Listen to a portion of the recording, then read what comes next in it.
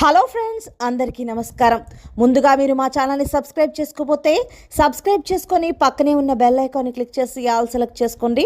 మా వీడియోస్ని లైక్ చేసి షేర్ చేయండి. జూలై 19 శుక్రవారం గోచార రీత్యా మీనరాశి వారికి కలిగే శుభ అశుభ ఫలితాలు ఏంటో ఈ రోజు మనం ఈ వీడియోలో క్లుప్తంగా తెలుసుకుందాం. శ్రీ కనకదుర్గ జ్యోతిష్యాలయం జ్యోతిష్యం చెప్పబడను.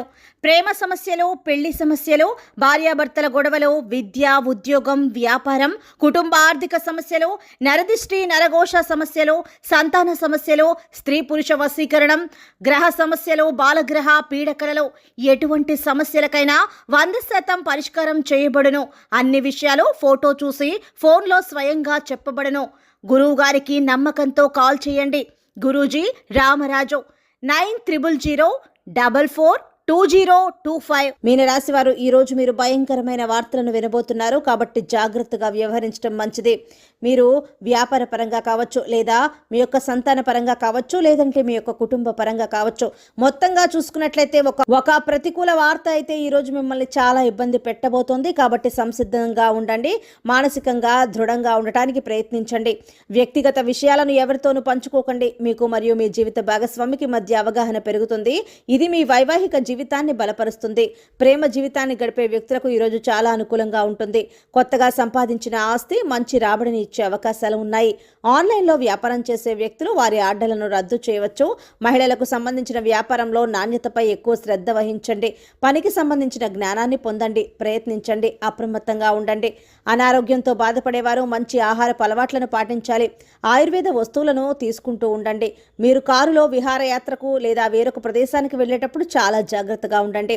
ఆరోగ్యపరంగా మీకు మంచి రోజుగా ఉంటుంది. మీరు ప్రమాదకర పనులు చేయకుండా ఉండాలి, లేదంటే అవి పెద్ద సమస్యలకు దారితీసే అవకాశాలు అయితే కనిపిస్తూ ఉన్నాయి. ఆహారపు అలవాట్ల పట్ల నియంత్రణ కలిగి ఉండాలి, లేదంటే కడుపు సంబంధించిన వ్యాధులు మిమ్మల్ని ప్రభావితం చేయవచ్చు. మీనరాశి వారు మీరు ఎక్కడికైనా బయటకు వెళితే మీ తల్లిదండ్రులను మీతో తీసుకువెళ్ళటం మంచిదే.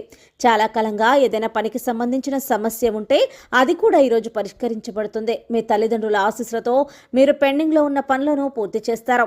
ఈరోజు ఉద్యోగస్తులు ఎలాంటి వివాదాల్లో చిక్కుకోకుండా ఉండండి. వ్యాపారస్తులకు మంచి ఫలితాలు ఎదురయ్యే అవకాశాలు కనిపిస్తూ ఉన్నాయి.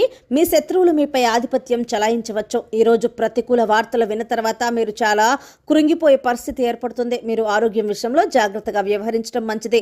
సాయంత్రం మతపరమైన కార్యక్రమాల్లో గడుపుతారు. కుటుంబ పరిస్థితులు సంతృప్తికరంగా ఉంటాయి. సహనం వహించడం మేలు చేస్తుంది. బంధుమిత్రులతో విరోధం ఏర్పడకుండా జాగ్రత్త పడటం మంచిది. మీ భాగస్వామితో చిన్న చిన్న మనస్పర్ధలు వచ్చే అవకాశాలు ఉన్నాయి కాబట్టి మీ మాటను అదుపులో ఉంచుకోవడానికి ప్రయత్నించండి. ప్రయాణాల్లో అప్రమత్తత అవసరం.